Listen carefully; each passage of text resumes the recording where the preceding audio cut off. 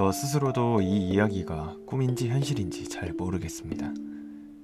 지금으로부터 10년 정도 전의 이야기입니다. 나는 초등학교 5학년이었습니다.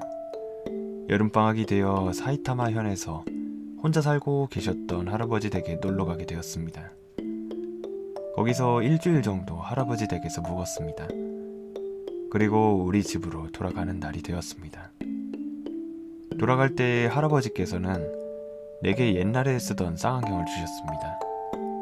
할아버지가 집을 청소하다가 장롱 안에서 찾은 것이라고 했습니다. 지금은 쓸 일도 없다면서 나에게 주셨습니다. 나는 그것을 가지고 집으로 왔습니다. 그 쌍안경은 매우 먼 곳에 있는 것도 잘 보였습니다. 나는 집 베란다에서 쌍안경으로 자주 하늘을 바라봤습니다. 푸른 하늘, 구름, 달, 별을 보는 것이 습관처럼 매주 이어졌습니다. 그리고 어느 밤, 나는 시덥잖은 호기심에 쌍안경으로 다른 사람의 집을 들여다보게 되었습니다. 대부분의 집은 커튼을 쳐놓고 있지만 어느 아파트의 한 방만 커튼으로 가려져 있지 않은 방이 있었습니다. 커튼을 치지 않았다기보다는 커튼이 없었던 것 같습니다. 그 방에는 여자 한 명이 혼자 살고 있었습니다. 나는 그 집을 매일 엿보게 되었습니다. 언제나 여자 한 명이 있었습니다. 그 사람은 20살 정도 되어 보이는 매우 예쁜 사람이었습니다. 나는 매일 저녁 쌍안경으로 그 사람의 집을 들여다보았습니다. 그런 날이 3개월 정도 계속되었습니다. 어느 밤 나는 언제나처럼 그 여자의 방을 훔쳐보고 있었습니다. 이날은 방이 어두워서 아직 그녀는 돌아오지 않은 것 같았습니다. 그리고 갑자기 그 방에 불이 켜졌습니다. 나는 그녀가 돌아온 것으로 생각하고 쌍안경을 들여다보았습니다. 쌍안경으로 보니 여자와 더불어 본 적 없는 남자가 있었습니다. 나는 누구인가 싶었지만 그다지 궁금하게 생각하지는 않았습니다.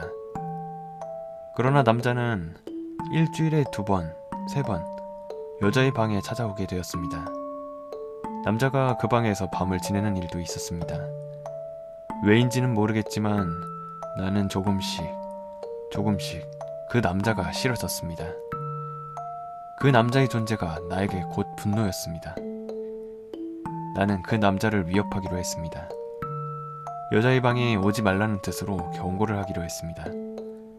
그래서 생각한 것이 남자가 언제나 타고 오는 차에 장난을 치는 것이었습니다. 그 남자는 언제나 아파트의 옆에 있는 맨션 앞에 차를 세웠습니다. 어느 날 나는 그 맨션의 8층에서 남자가 차를 타고 오기를 기다렸습니다. 그리고 1시간 정도 지나 남자가 언제나처럼 차를 타고 왔습니다. 그리고 언제나처럼 맨션 앞에 차를 댔습니다. 남자는 차에서 내려 옆에 아파트로 들어갔습니다. 그때는 오후 4시 정도였습니다.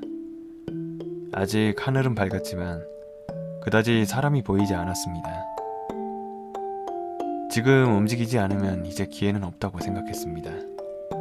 그러나 위협을 한다고 해도 무엇을 어떻게 할지까지는 생각하고 있지 않았습니다. 그때 눈에 들어온 것이 맨션 복도에 놓여져 있던 소화기였습니다.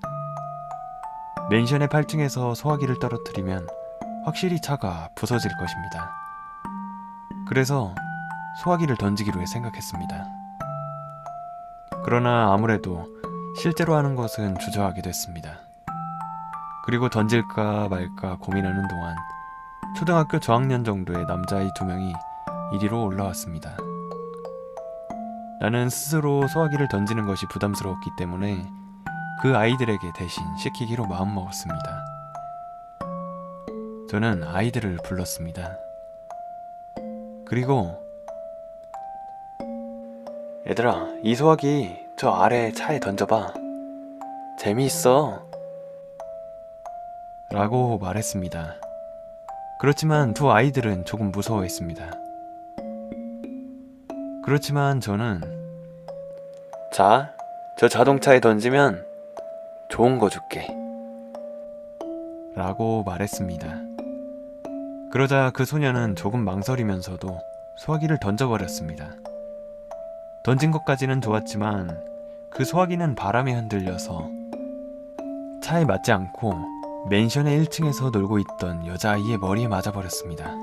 나는 그 이후의 기억이 없습니다. 정신을 차리니 내 방 이불 안에서 덜덜 떨고 있었습니다. 나는 경찰에 잡혀가는 거야 라고 계속 생각했지만 10년이 지난 지금도 경찰은 찾아오지 않았습니다. 뭐랄까, 그때의 기억은 그다지 남아있지 않습니다. 그렇기 때문에 어쩌면 나의 꿈일지도 모릅니다. 그렇지만 할아버지에게 쌍안경을 받은 것은 확실합니다. 그 이후로 쌍안경으로 그 아파트의 방을 들여다본 적은 없습니다. 맨션에서 소화기를 던진 것은 꿈인 걸까요? 맨션에서 떨어진 소화기에 맞아 죽은 소녀의 뉴스도 들은 적은 없습니다.